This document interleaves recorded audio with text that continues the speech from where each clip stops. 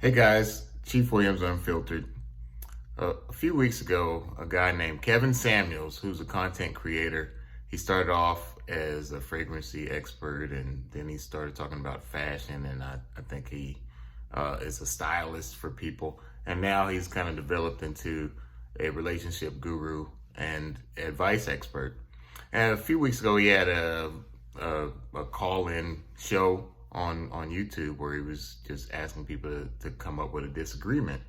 Well, a young lady whose video became viral, it's called Average at Best, and I'll put the description, the link to it below. But the Average at Best video has gone viral, and there's all kinds of people with a different take on what they think it means, or what he means, or what she means.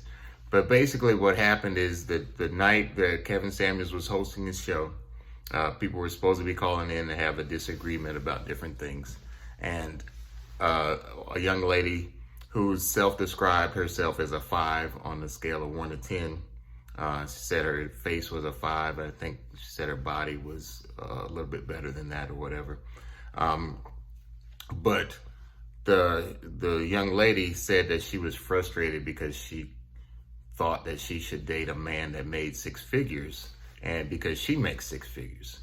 When she was dating men that made less than 6 figures, they would want to help her with her business and give her tips, or she felt compelled to help them build themselves up, and it just became frustrating for her, and she thought that she should deserves a person that makes 6 figures.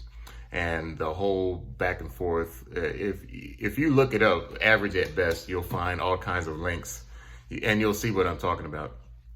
But the discussion is, why does every woman think that they deserve or need a 6-figure man? And what does what does that even mean? There are 6 figures, $100,000 is a good number. It is a goal, but it's not necessarily. Just because somebody makes 6 figures doesn't mean that they have 6 figures available, because you have people that are millionaires and they're broke because they're living beyond their means. Then you have people that are perfectly wealthy with $40,000 a year. The $100,000 goal, I think, is a false narrative that we as an American society have told each other, that if you ain't making 100 grand, you ain't shit, which is not true. There's plenty of people that you can actually work your way up from a $40,000, $50,000 job in your 20s and 30s, and then once you get to your 50s and 60s, when it's time to retire, you're making 6 figures.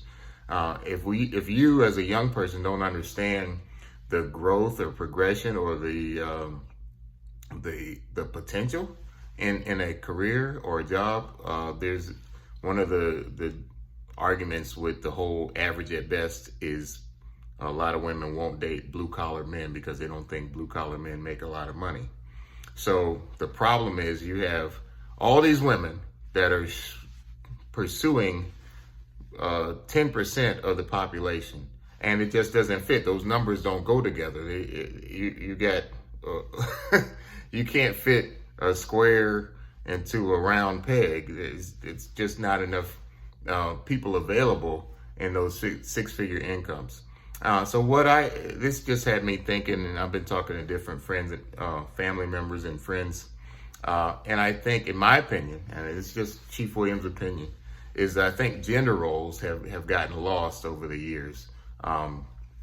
Traditionally, in most societies, a man is the provider, protector, and the lead of the family, and the woman is the nurturer, and often raises the kids and cooks the meals, and pays the bills, that using the money that the male provider brings to the table. The problem with the gender roles, at least in the past 50 years, in my opinion, gender roles have gotten a little mixed, especially in the African American community.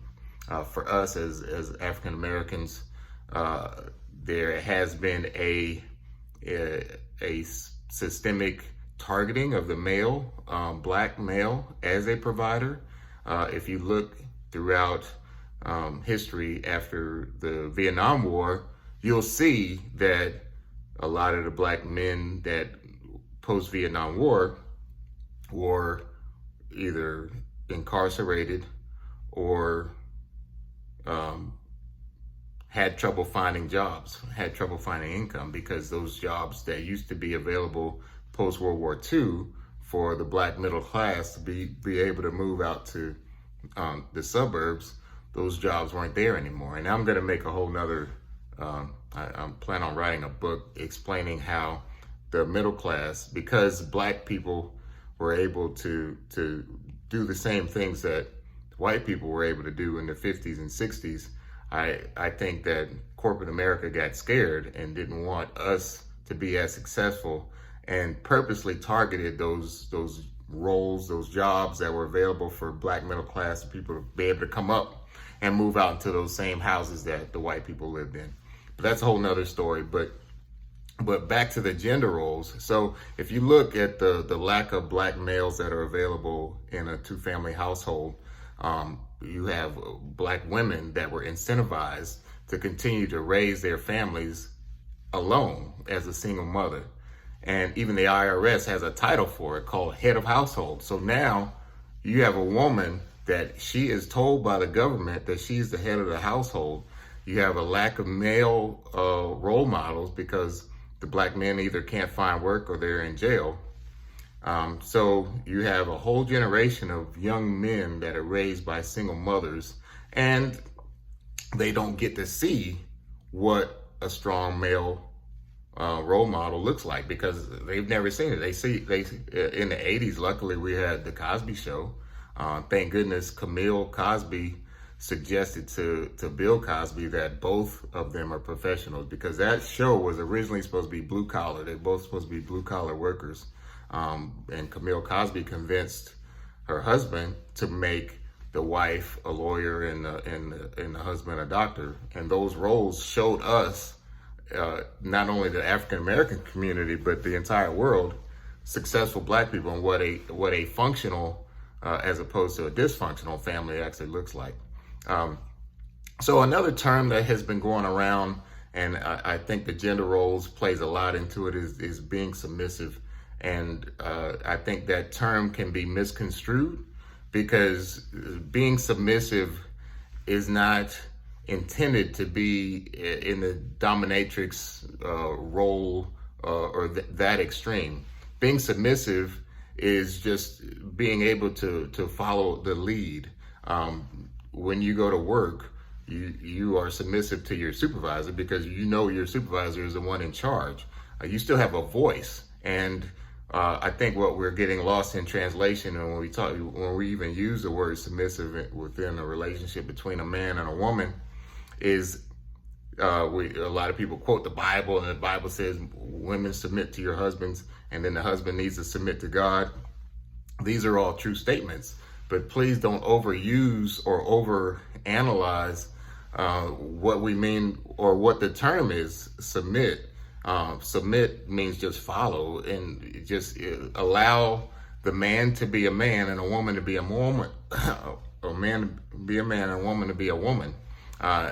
Those gender roles in the past 50 years have gotten lost because a lot of women had to be masculine because there was no man around. The woman had to be the father and the mother to those children that she was raising.